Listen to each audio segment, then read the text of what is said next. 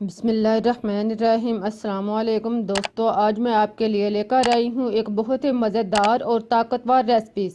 तो वीडियो को आखिर तक देखें। अगर रेसिपी पसंद आए तो उसे लाइक, शेयर और सब्सक्राइब करना मत भूलें। तो इसके लिए आप लें गरी अच्छी किस्म की जो नरम सॉफ्ट हो। आप 3 अदद पीस गरी लें। इसको आप छोटे छोटे पीसों में काट लें। देखें, इस तरह आप इसको छोटे छोटे पीसों में काट लें। ये रेसिपीज आपकी जिस्मानी ताकत के लिए बेहद मुफीद है। आपकी कमर का मसला हो या आपके लकोरिए का मसला, तो आप ये रेसिपीज बनाकर खा सकते हैं। देखें, इस तरह आप इसको पहले सारा काट लें और फिर आप देख लें कि आपके पास पीस कितने हैं। एक बाउल अगर आपके पास पीस हैं तो आप इसको कढ़ाई में डालें। कढ़ाई या डेगची जिसमें आपने रेसिपीज बनानी है, इसमें आप डालें। साथ में आप एक बाउल दूध शामिल कर लें। जितने आपके पास नारियल है इतना आप इसमें दूध डाल लें और इसको आप मिक्स कर लें। अब आप इसको बॉयल होने दें। आप देखें दूध जो है वो ऊपर उठना शुरू हो गया है। इसको मिक्स करें, इसके बिलाई को इसके अंदर अच्छी तरह हल करें और इसको इतनी देर तक पकाएं कि दूध जो है वो गहरा हो जाए और खुश्क हो जाए। आप देख रहे हैं कि दूध जो है वो खुश्क होने के करीब आ चुका है और ये फुटकरी की तरह बनना शुरू हो चुका है। दूध जो है वो दानेदार होना शुरू हो चुका है। गरी जो है वो नरम और फूली हुई हो। जब गरी नरम हो जाए, फूल जाए और दूध जो है इसको मुकम्मल तौर पर खुश्क कर लें। देखें, इसका पानी जो है वो अच्छी तरह खुश्क करें और फिर आप इसको उतार कर एक साइड पर रख दें। जब इस तरह अच्छी तरह खुश्क हो जाए तो चूल्हा बंद कर दें और इसको आप उतार कर एक साइड पर रख दें ताकि नॉर्मल हालत में हो जाए। अब आप बादाम 10 से 12 अदद, काजू 10 से 12 अदद और 2 अदद सब्ज़ इलायची, इसको आप पीस लें। इनको आप तैयार करके एक साइड पर रख दें।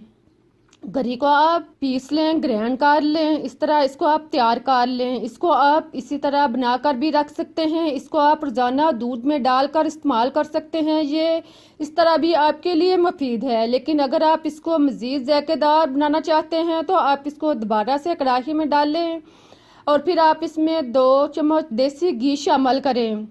देसी घी डालकर आप इसको मिक्स कर लें और इसे ब्राउन कर लें।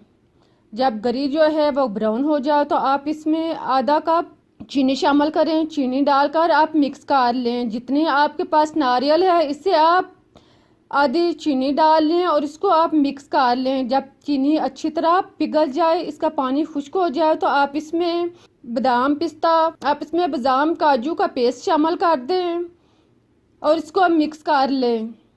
ड्राई फ्रूट डालने के बाद इसको आप अच्छी तरह मिक्स करें। इस दौरान आप चूल्हा जो है वो स्लो रखें और इसको आप मुसलसल हटाते जाएं। आप देखें कि ये आहिस्ता आहिस्ता नरम होता शुरू हो जाएगा। ये हलवे की तरह, मजून की तरह बनना शुरू हो जाएगा। जब ये इस तरह बन जाए, मजून की तरह हलवे की शक्ल अख्तियार कर जाए, तो आप इसे उतार लें और इसको आप किसी डिश वगैरह में या बाउल में निकाल लें। आप इसको इस तरह भी इस्तेमाल कर सकते हैं। आप